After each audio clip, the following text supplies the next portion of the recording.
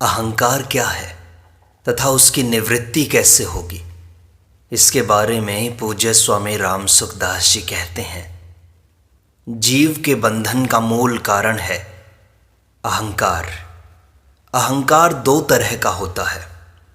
पहला, अपरा जड़ प्रकृति का धातु रूप अहंकार, इसको अहम वृत्ति रूप समष्टि अहंकार भी कहते हैं।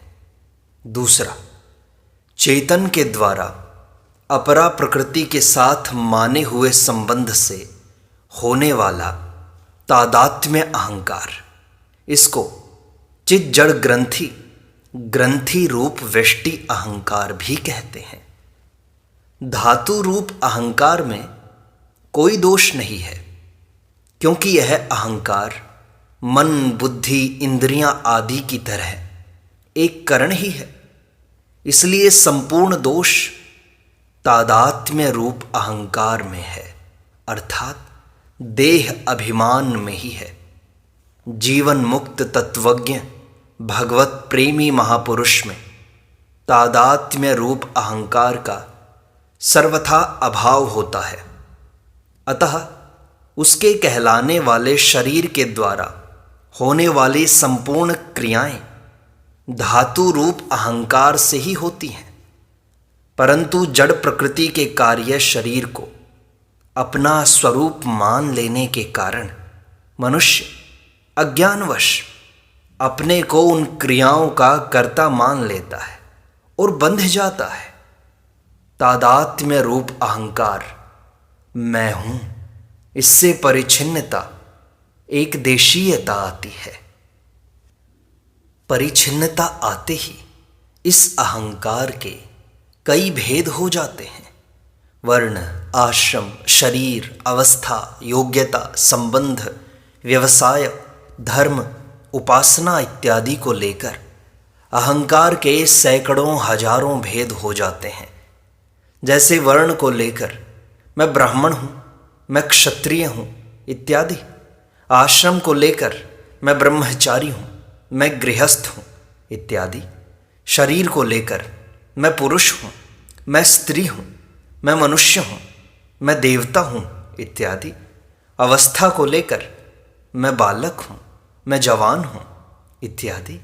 योग्यता को लेकर मैं पढ़ा लिखा हूँ, मैं अनपढ़ हूँ, मैं समझदार हूँ इत्यादि। संबंध को लेकर मैं पिता हूँ, मैं माता हूँ, मैं पुत्र हूँ इत्यादि। व्यवसाय को लेकर मैं अध्यापक हूँ, मैं व्यापारी हूँ इत्यादि। धर्म को लेकर मैं हिंदू हूँ, मैं मुसलमान हूँ, मैं ईसाई हूँ इत्यादि।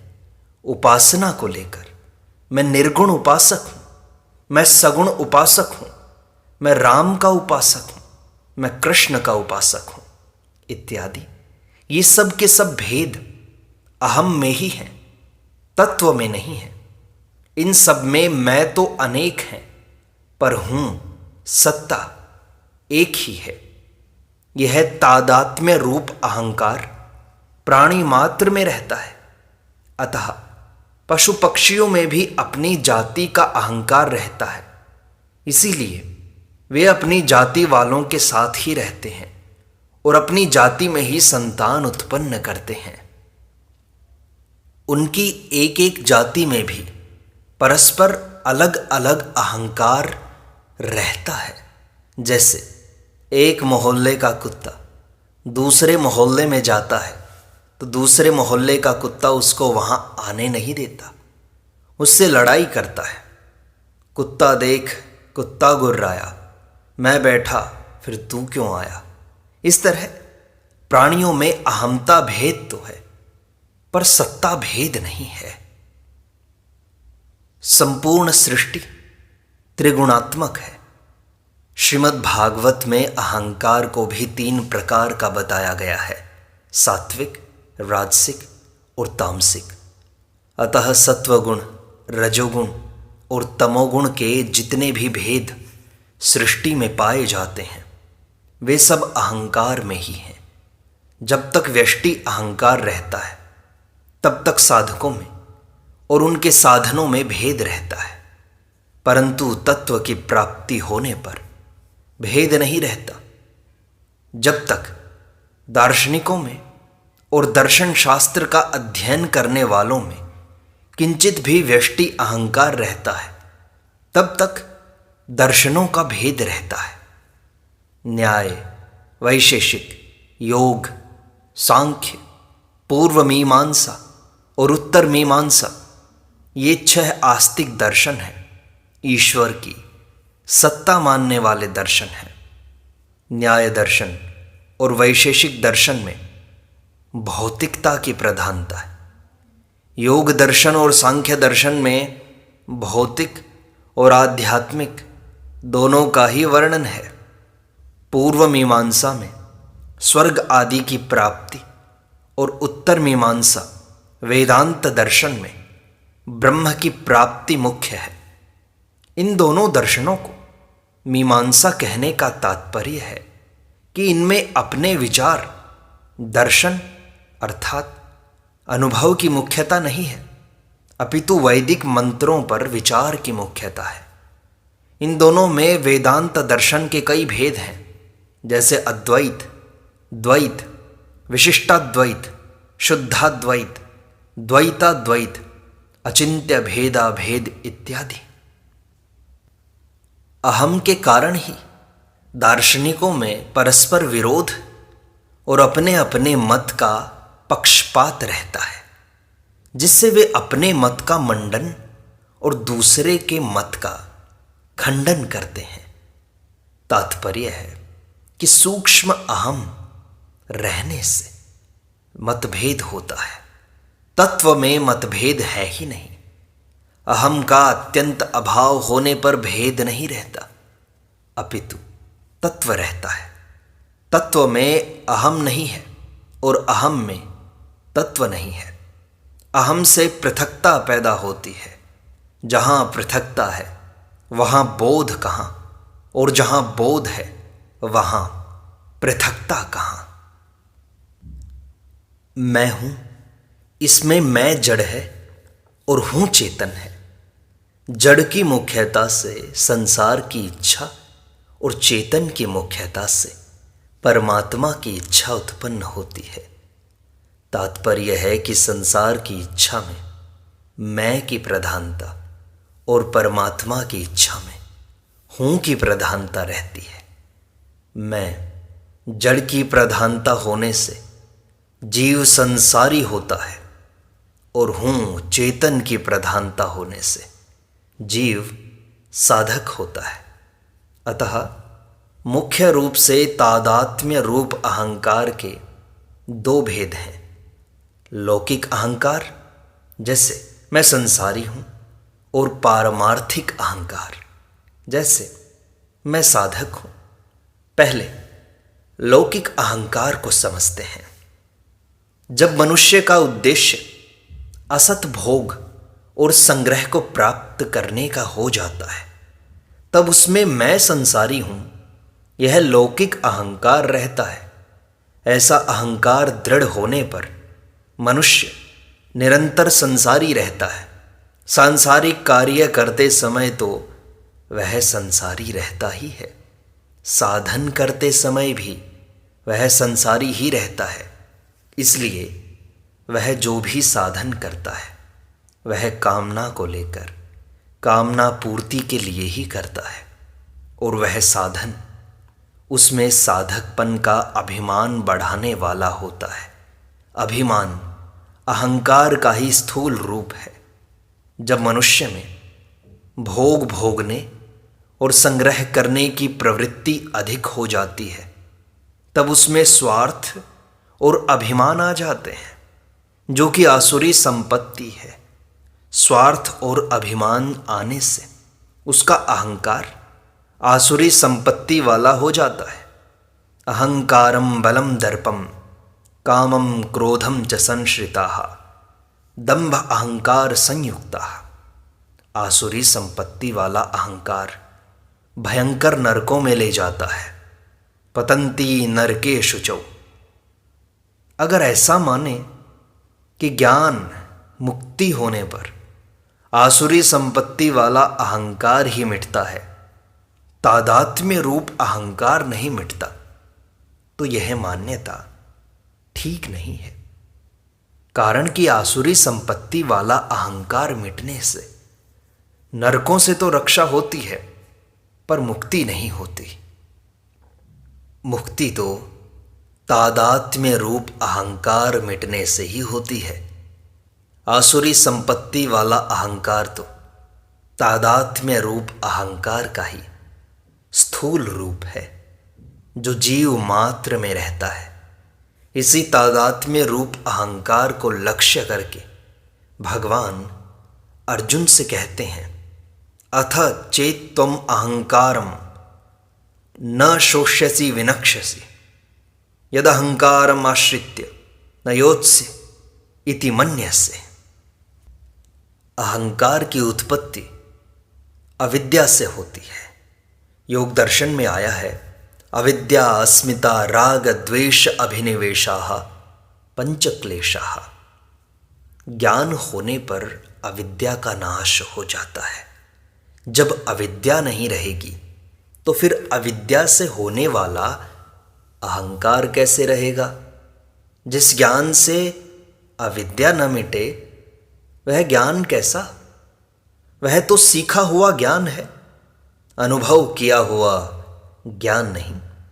अगर तादात्म्य रूप अहंकार नहीं मिटेगा तो जैसे बीज से वृक्ष पैदा हो जाता है, ऐसे ही प्राकृत पदार्थ, व्यक्ति, क्रिया, परिस्थिति आदि का संग पाकर वह अहंकार भी आसुरी संपत्ति वाला हो जाएगा। गीता में जहाँ ज्ञान के साधनों का वर्णन हुआ है, वहाँ भगवान ने अहंकार से रहित होने की बात कही है, अनहंकार एव च। जब साधकों में भी यह अहंकार दूर हो सकता है तो फिर सिद्ध होने पर यह कैसे रहेगा। सिद्ध होने पर तो तादात्म्य रूप अहंकार का सर्वथा नाश हो जाता है। भगवान ने कर्मयोग में निर्ममो निरहंकारः इन पदों से, ज्ञान योग में अहंकार विमुच्य निर्ममः इन पदों से और भक्ति योग में निर्ममो निरअहंकारः इन पदों से तादात्म्य रूप अहंकार के नाश की बात कही है। अब पारमार्थिक अहंकार को समझते हैं। जब मनुष्य का उद्देश्य केवल सत तत्व को प्राप्त करने का हो जाता है, तब वह उसकी प्राप्ति के लिए मैं साधक हूँ, इस पारमार्थिक अहंकार को लेकर साधन करता है। मैं साधक हूँ, यह अहंकार मुक्त करने वाला है।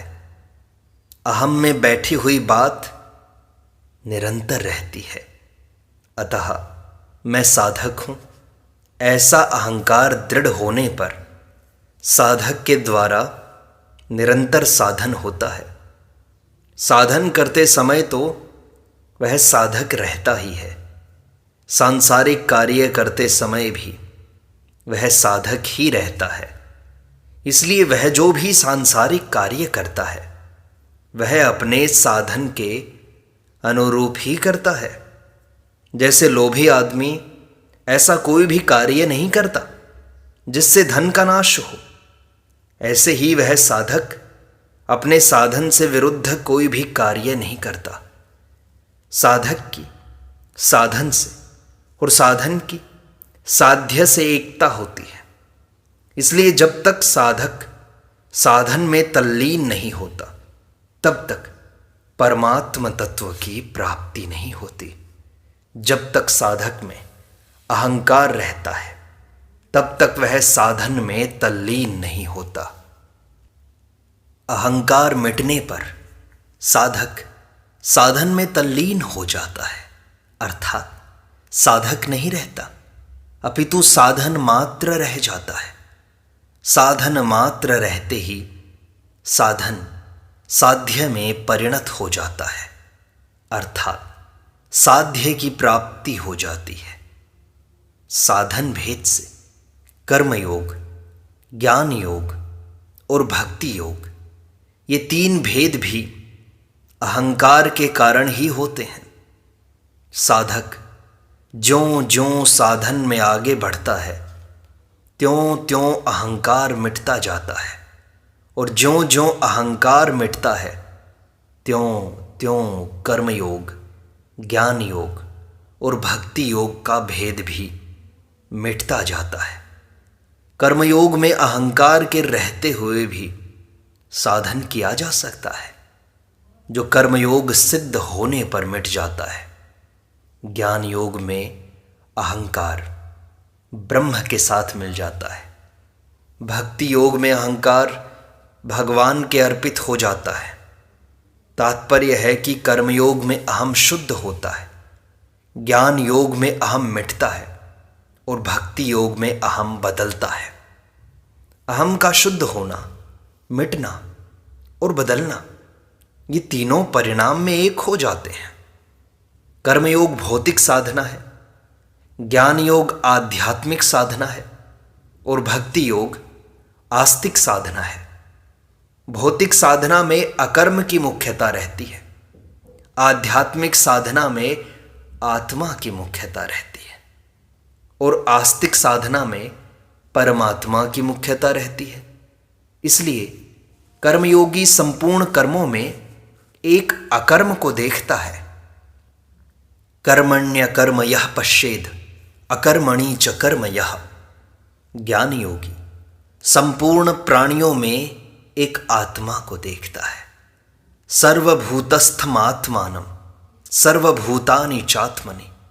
और भक्ति योगी सब में एक परमात्मा को देखता है, अर्थात अनुभव करता है। यो माम पश्यति सर्वत्र सर्वं च मयि पश्यति। अकर्म, आत्मा तथा परमात्मा तीनों तत्व से एक ही हैं, अतः अकर्म में आत्मा भी है और परमात्मा भी है, आत्मा में अकर्म भी है और परमात्मा भी है, तथा परमात्मा में अकर्म भी है और आत्मा भी है। तात्पर्य है कि अहंकार के कारण अकर्म, आत्मा और परमात्मा ये तीन भेद होते हैं। तत्व में ये तीन भेद हैं नहीं। अकर्म का अनुभव करने से कर्मयोगी कृतकृत्य हो जाता है, अर्थात उसके लिए कुछ करना शेष नहीं रहता।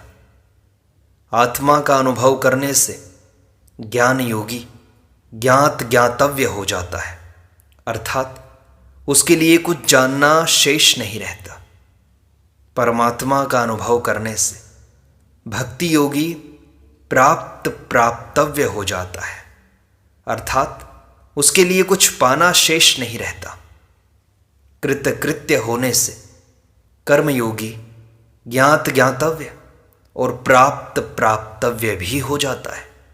ज्ञात ज्ञातव्य होने से ज्ञान योगी कृतकृत्य और प्राप्त प्राप्तव्य भी हो जाता है, तथा प्राप्त प्राप्तव्य होने से भक्ति योगी कृतकृत्य और ज्ञात ज्ञातव्य भी हो जाता है। कृतकृत्य, ज्ञात ज्ञातव्य और प्राप्त प्राप्तव्य होने से तादात्म्य वाला अहंकार सर्वथा नष्ट हो जाता है और तत्व रह जाता है, अर्थात अनुभव में आ जाता है। फिर साधकों के साधनों का भेद नहीं रहता। साधक साधन होकर साध्य हो जाता है। प्रश्न उठा, हमारा स्वरूप मैंपन से रहित है, इसका अनुभव कैसे करें स्वामी जी? स्वामी जी ने कहा, सत्ता मात्र अर्थात केवल होनापन ही हमारा स्वरूप है। सत्ता मात्र के सिवाय और सबका अभाव है। जितना देखने, सुनने और समझने में आता है तथा जिन यंत्रों से शरीर, इंद्रियां, मन, बुद्धि इनसे देखते, सुनते और समझते हैं, एवं देखना, सुनना और समझना ये सब के सब क्षण भंगुर हैं, अर्थात इनकी एक क्षण भी सत्ता नहीं है। परंतु स्वतः सिद्ध सत्ता का क्षण मात्र भी कभी अभाव हुआ नहीं, है नहीं, होगा नहीं और हो सकता नहीं। अपना जो होनापन है उसमें मैं नहीं है, और जो मैं है उसमें होनापन नहीं है। जितने भी विकार हैं सब मैं पने में ही हैं, स्वरूप में नहीं। सत्ता रूप होने से स्वरूप में स्वतः निर्लिप्तता है। इस स्वतः सिद्ध सत्ता में कभी कोई विकार हुआ नहीं, है नहीं, होगा नहीं और हो सकता नहीं। मैंपन का नित्य निरंतर विकारी रहने का स्वभाव है और स्वरूप का नित्य निरंतर निर्विकार रहने का स्वभाव है। स्वतः सिद्ध सत्ता में न कर्तृत्व है, न भोक्तृत्व है, न करोति, न लिप्यते, न करना है, न करवाना है, नैव कुर्वन्न कारयन्। गीता में भगवान ने कहा है, भूमिरापो नलो वायुः खम मनो बुद्धिरेव च अहंकार इतीयं मे भिन्ना प्रकृतिरष्टधा। पृथ्वी, जल, तेज, वायु, आकाश, ये पंच महाभूत और मन, बुद्धि तथा अहंकार, ये 8 प्रकार के भेदों वाली मेरी अपरा प्रकृति है। तात्पर्य है कि पृथ्वी, जल, तेज, वायु, आकाश, मन, बुद्धि और अहम, ये सब के सब एक ही जाति के हैं, अपरा जाति के हैं। अतः जिस जाति की पृथ्वी है उस जाति का अहम मैंपन है, अर्थात मिट्टी के ढेले की तरह मैंपन भी जड़ और दृश्य है। जैसे पदार्थ दृश्य है ऐसे यह मैंपन भी दृश्य है, अर्थात पदार्थों की तरह यह मैंपन भी जानने में आने वाला है। हमारा स्वरूप अहम से अलग है। इसका लक्ष्य कराने के लिए एक बात कही जाती है, सुषुप्ति। गाढ़ी नींद से जगने पर हम कहते हैं कि मैं ऐसे सुख से सोया कि मुझे कुछ पता नहीं था। पता इसलिए नहीं था कि उस समय अहम नहीं था, अर्थात अहम अविद्या में लीन हो गया था। परंतु हम तो उस समय थे ही। अगर हम न होते तो कुछ भी पता नहीं था। इसका पता किसको लगता? जगने के बाद कौन कहता है कि मेरे को कुछ भी पता नहीं था? पता लगाने वाला जो अहम भाव था वह तो नहीं था, पर हम तो थे ही।